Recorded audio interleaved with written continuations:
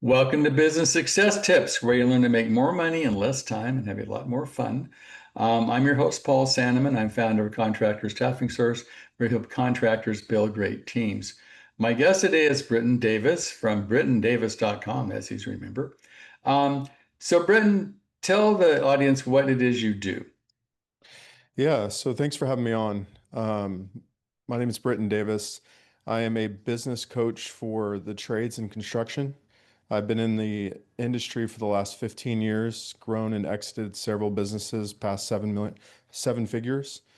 And now I decided to go back to what I enjoy the most as an entrepreneur is fixing problems and changing them into profit.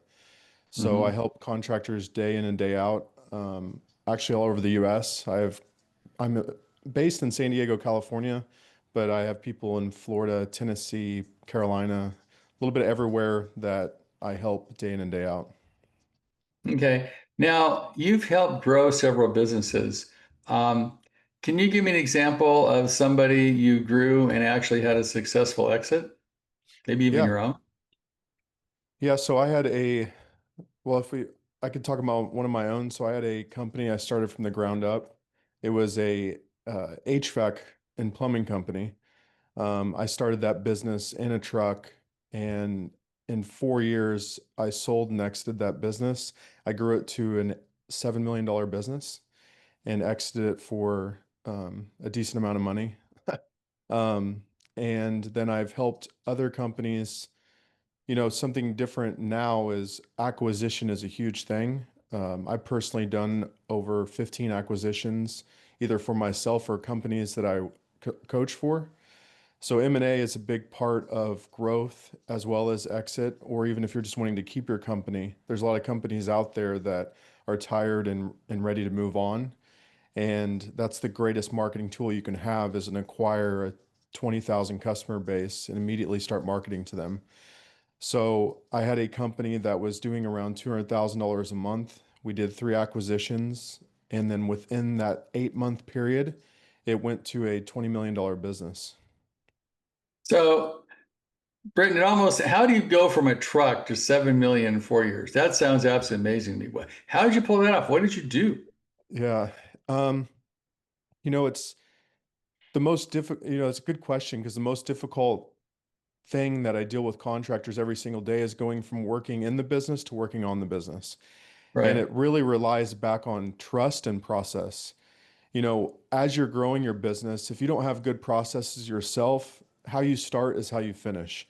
So once you get out of a truck and put people in a truck and you're like, this isn't working, I don't understand why. It's because you didn't put right processes in place to be able to monitor efficiency, monitor your overhead, monitor client experience. The client experience is the most important thing. That's who's paying us at the end of the day, right?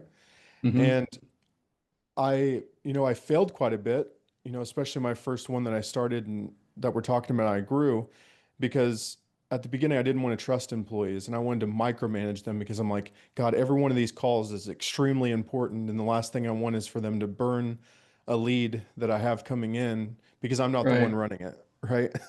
Well, now, So how did you, um, what did you do before this? Were you like an engineer or something? How did you know about process? What did you do before you did this? no, it's kind of funny. So right before I got into the trades, I'm originally from a small town in Kansas, about 1,200 people.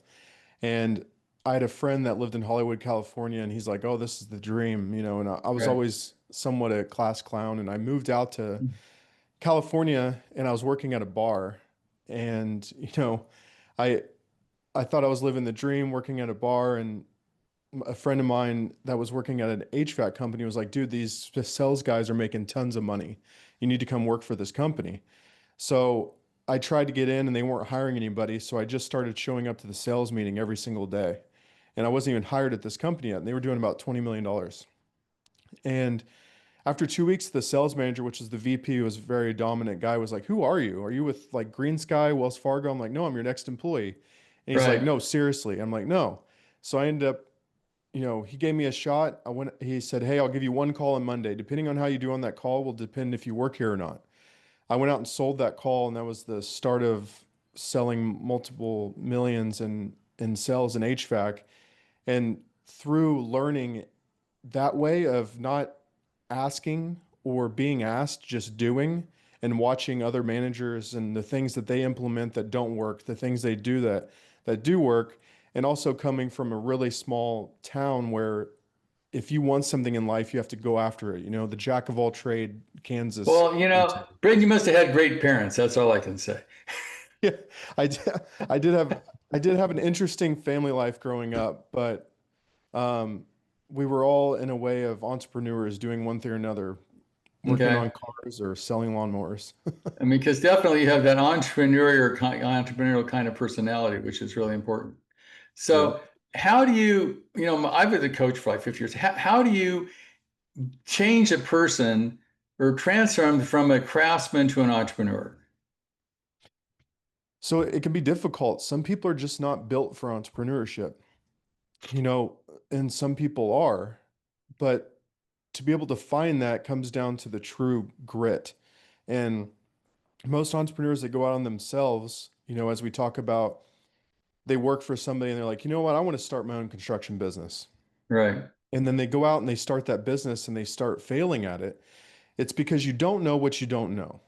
And some right. people are able to have that fight or flight type of mentality where they can just figure it out and move Hmm. on. And some people aren't. And that's where, you know, coaches like myself and yourself, the years that you've done it come in because it's easier to know what stones to step on if somebody in front of you has already fell in the Right. water. Well, I would say it's much cheaper to learn from other people's mistakes. Way cheaper. Yeah. And I would say you should work harder on yourself than you do on your job. So you've Yeah. obviously got those down. So how do you now? I think something's happening in the industry. I've been in this industry for 50 years, and there's something that's never happened before, at least that I can see, and that is AI. And I don't mean Yep. AI in your business. I mean AI destroying all the other businesses. It's like Yep. if you I was looking at the numbers. Investment in construction in private equity has gone from 1 billion to 10 billion in the last five. Insane numbers, right? Yep. Because all this money has to have some place to go, and you don't want to do something that AI is going to destroy, whether it's a movie industry or law or medicine or something where people are selling information for money, because Yep. that's going to go away. So these guys are smart. They're going, okay. I listened to an interview the other day. He says he was like one of the fathers of AI, and he said, "What should my son do?" And he said, "Become a plumber, right?" Yeah. Yeah, And it's interesting. There's a couple key points to private equity being interested. One is when they put all their money into the stock market, the last crash, they lost it all.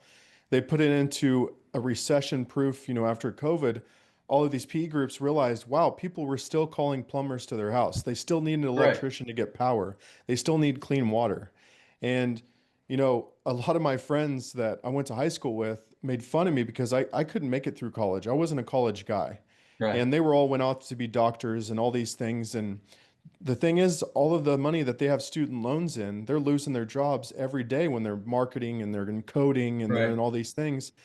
Uh, as trades and construction, we're not going to lose our jobs at least for 100 years. Eventually, maybe a robot will Well, build a I mean, house, it may but be, they've got drones painting houses, but it's going to be a while, right? it's going to So be a while. I would say, how does the the tradespeople, even remodeling people, they've never had private equity to compete with before, I don't think. I mean, and not in a big scale. So if you look at this, private equity is coming in, they got more money, more expertise. It's sort of like I use the Walmart syndrome. Everybody downtown, so there's no good people. This town's terrible. I can't make my little grocery store work or drugstore. They build a Walmart 2 miles out of town, somewhere they find 500 people. They put the whole Yep. thing together and suck all the business out of downtown, right? It happened. Yep. It's history. So I see the Yep. same thing sort of happening in our industry because the people that are coming in, they're smart. I talked to a guy a little while ago. He said, "Well, I got $10 million and I'm going to open a roofing company in Nebraska." Why? Yep. Well, they got a lot of hail in Nebraska. I know how to market. I know how to recruit. And what's hard about a roof, right? So, Yep. you know, Yep. and he says, I'm going to own Nebraska in 3 years. So this is a concern to me because I want to see the little guy do well, right? But Yeah. now with these big companies come in, I think that's where people like you can really help, right? Well, I think, you know, in everything that I teach and everything I've taught myself and I've learned through life is it's always about being the different. So I find it as an opportunity. Private equity coming in and buying up all these companies is actually a good thing because they're increasing the market value. Because when Right, private equity comes in, they increase the prices, which in return, when one man in a truck used to have to be as cheap as possible just to get jobs from all these companies in town, right, now you can actually start going to the market with a decent cost. Now, the thing that private equity does when they go in and they buy all these businesses is they only care about profit. They don't care about client experience.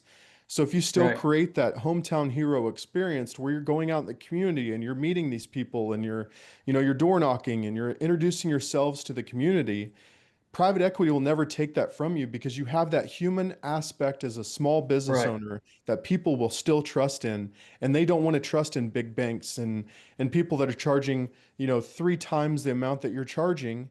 And that's okay if you charge more than anyone else, but you have to be able to do it with a good client experience. When they're just doing it and then throwing that customer away and going to the next one, it's inevitable that Well, the I small noticed person that's will win. happened in the software industry and construction because there used to be guys that started software companies that really cared and they started these companies, but now a lot of them have been sold out to various kinds of, Yeah. capital and that kind of thing. And now a lot of the companies are more interested in making money than serving the client. And I don't think in the long run that's going to work. No, unfortunately, it's happened a lot with marketing agencies. A lot of these marketing agencies are white labeling to other people now, and you don't get that experience that you had before. So a lot of contractors are getting burned on marketing agencies. So you got to make sure you have a good relationship with the right one that's going to be able to take care of you as well, because they're all moving to software. Right. So, what if you said, you're addressing somebody who has, 4 or 5 employees, they want to go from 1 million to 6 million. What are like, you meet them, in an airport, you got 3 minutes. What are the three things you'd tell this person if you never saw them again to focus on if they were going to build their business to 1 to 3 million is some kind of the trades or construction? Yeah, great question.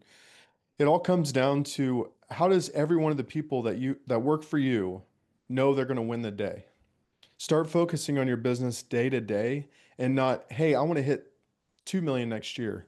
Well, that's great. I'm proud of you for that. But how do we get there every day and start tracking it every single day? And if I know that every one of the people that work for me know if I do this, I my my per, my employer is going to be happy.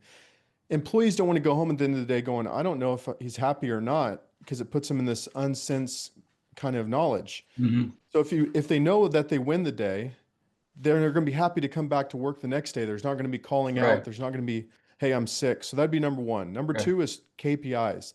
Key performance indicators are important. You got to track them every single day. How many clients do I have coming in from the marketing that I have? How is those marketing numbers moving compared to where I'm actually performing? How's the performance of my guys in the field that are selling, or am I selling?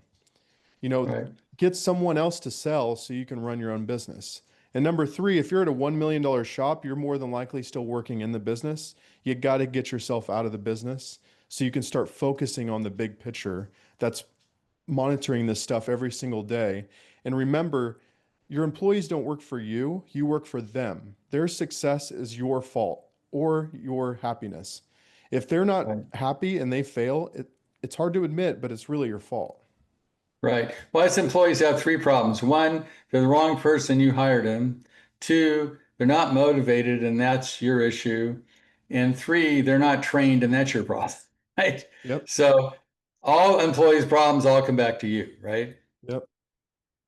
100%. So tell me, Britain, what's your ideal client? And can you help people? Because I think I'm with you. I think private equity is a huge opportunity because, it used to be when you had, I don't know, pick a number, remodeling business, when you retired, you just shut it down because it wasn't worth anything, right? That's Yep. the old model. But now, since there's a bunch of money coming in, there's increased demand for these businesses. Therefore, you know, the lower the supply and the higher demand, the higher the price, right?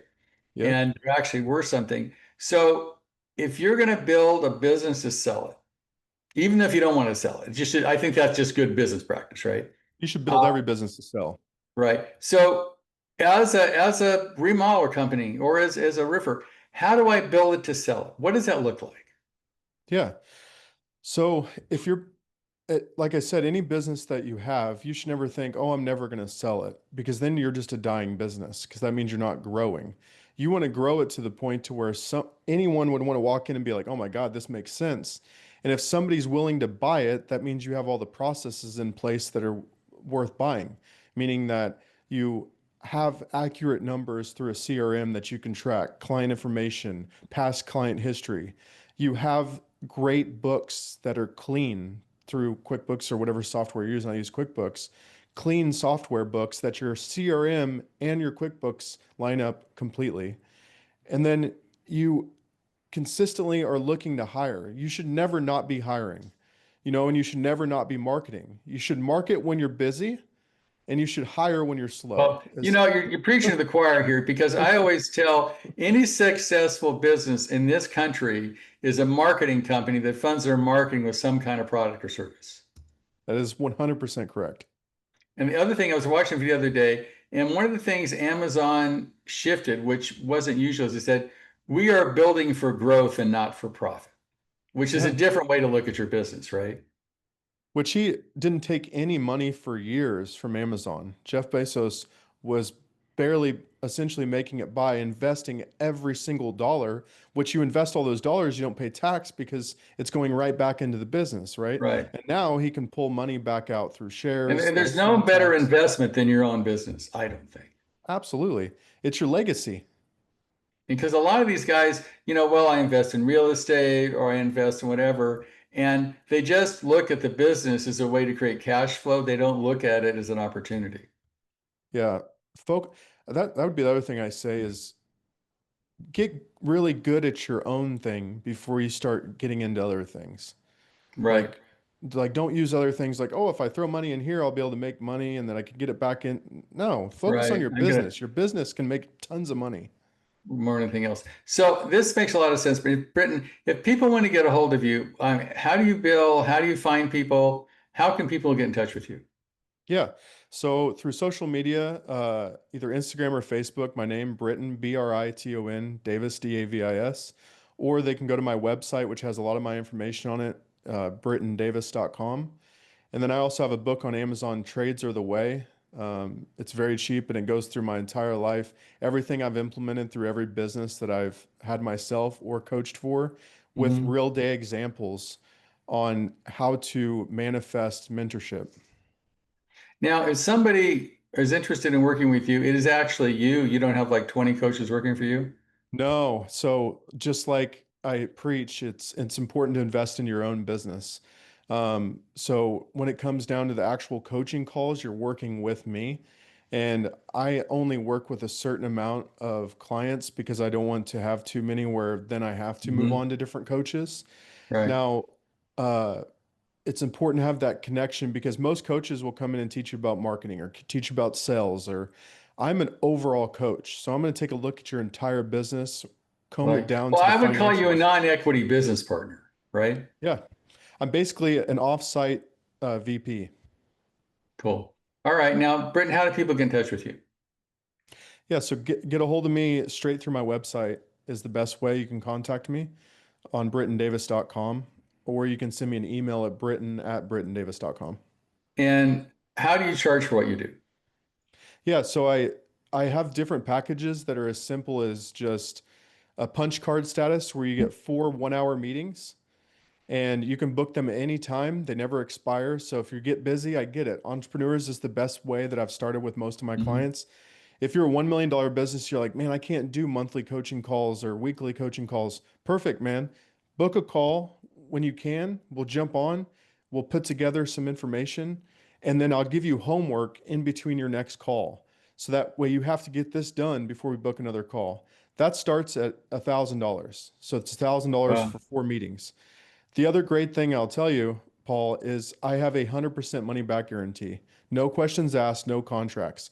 If you see zero value in me after the 4 sessions, I will send you your money back. You and Costco have that in common. Just kidding. Yeah, I should start charging a membership though. That's right. That's true. That's cool. Okay. Well, Britain, I appreciate you being here. And I will tell you, if you don't have a business coach, you should definitely have one because it's ways to turn and learn from other people's mistakes. And if you're looking for a business coach, I think Britain would be a great guy to call. So I appreciate you being here, sir. Thank you, Paul.